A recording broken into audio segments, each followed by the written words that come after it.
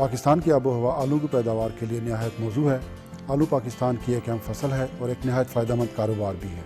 इस फसल की काश्त 173,000 एकड़ पर की जाती है, जबकि सालाना पैदावार 3,767,000 टन है। इस फसल की काश्त साल में 3 दफ़ा की जा रही है। आलू की फ़ी एकड़ पैदावार दुनिया से निस्बतन कम है।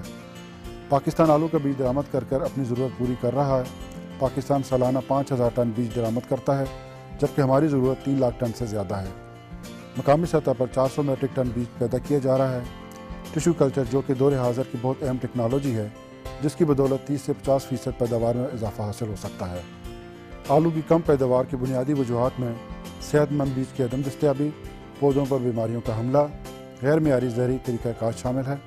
टिशू कल्चर के ज़रिए आलू के सेहतमंद पौधे पैदा होते हैं, जिनमें किसी किस्म के वायरस और दीगर बीमारियाँ मौजूद नहीं होती। यानी सेहतमंद पौधों को ग्रीन हाउस में लगाने के बाद सेहतमंद बीज पैदा होते हैं। इन आलू के बीजों को 2 से 3 दफ़ा दोबारा लगाने से इनकी मिकदार में इजाफा करने के बाद बतौर बीज फरोख्त किया जा सकता है।